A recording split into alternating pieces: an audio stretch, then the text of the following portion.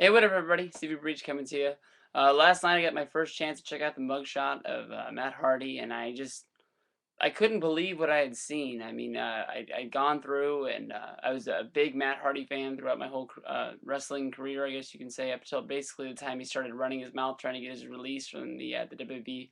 I remember reading his book and just reading a whole lot of interviews and listening to him and how when these guys broke into the scene, they didn't really do drugs and they didn't even do alcohol when they first got in there. There was a story where JBL told them to drive to the next show, and as they drove, they drink a case of beer and throw beer cans at all the road signs along the freeway before they got there. And then when they got to the next show, they asked them, did you do it? And they said no because they thought it was stupid, and that was their first experience going to the Undertaker court. And I just can't believe what this has spiraled to now. Basically, with Jeff Hardy and his ongoing court battles for the drug distribution and so on, and now Matt Hardy has his own problems going through with his DWI arrest.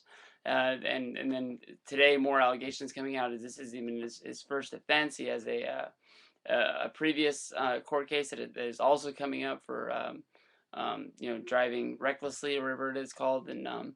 And basically, these guys just live by the edge, and I don't understand it because these guys were two of the biggest, wrestling stars in the company, and they just let that all go, and it's just fallen to basically nothing. When Jeff got his, he didn't really get his release. His contract came up, and he said he was going to take some time off, and he chose to work the lesser schedule to work for TNA so he could, be at home and do this, that, and the other. And then right after that, basically the next day, it seemed like, the drug arrest came. And when he made his debut over in TNA, Matt started his hijinks and his pranks to get released from WWE. Then when he finally did get released, he was saying this was the biggest break of his career, that it was going to be the new, character that was uprising. It was no longer the Matt Hardy of WWE. He was going to be coming out as a new character. He came out with the whole dreadlocks thing that everybody thought was Tyler Rex, and I don't know how that could be the biggest break of your career when you've spiraled it out of control. I mean, both of them, the whole family, has got to the point now where the fans don't even want to see these guys. I mean, Jeff Hardy went from being the number two star in all of wrestling. Vince pushed him all the way to till his last day, and in order to make CM Punk, I guess you can say, he made a star, sort of like Batista was pushed all the way up to his last day. Helping get John Cena get to that point that seemed like he was at the highest point of his career. And just basically gave these guys over to TNA and said, here you go. And they weren't even able to help this company. And Matt just got released.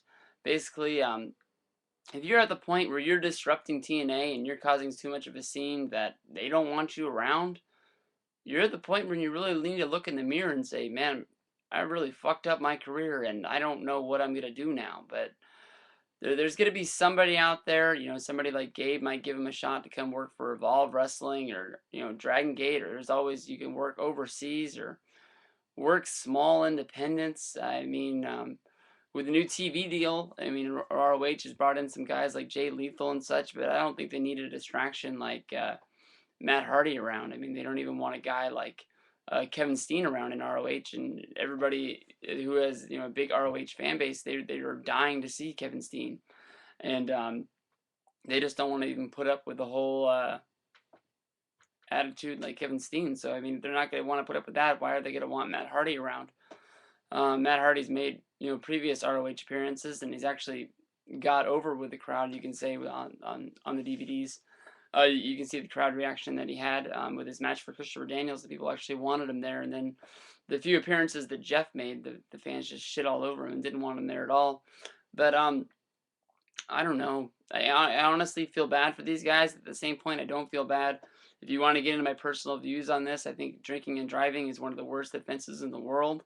Um, Anytime you get into a car and you've had drinks, you're not only putting yourself in danger, but you're putting countless other people that are on the road that have nothing to do with your life. And it's just sick and disgusting. I've never got into the car with any kind of drinks. And if I go anywhere and I know that I'm going to have a drink, I make sure that I have somebody else to drive me home. I've never put myself in that situation. And I've always helped out countless friends, that have came over, and we've had parties. dude that's crashed on my couch millions of times because he came over and watched football, and he just said, there's no way in the world you're driving home tonight. But it's just sad. I mean, these guys were good. I've given them a lot of shit on here, but I feel bad for them, and there's no real jokes to be said about this. But basically, their career's done. Somebody will give them a chance, but it's going to be hard as hell. Once they get out there, they have to find a way to connect with the fans, and the fans know they've been ran through the mud by these guys so many times. Matt's made countless promises that he's going to change his ways, and he's done it now. He's ran his his mouth on Twitter saying that he that the breathalyzer that he breathed, whatever on the scene came out clean. So I mean, he's gonna have to back it up. If he finds out that if people find out that he lied about that, I mean, what else is he gonna lie about? I mean, basically, after you get embarrassed like this on a national stage, like TMZ, not even like No DQ or the other wrestling sheets. I mean, you're gonna say anything and try to make yourself look good, and I think that's exactly what Matt's doing. But he always finds a way to try and spin it, and let's see how he spins it now.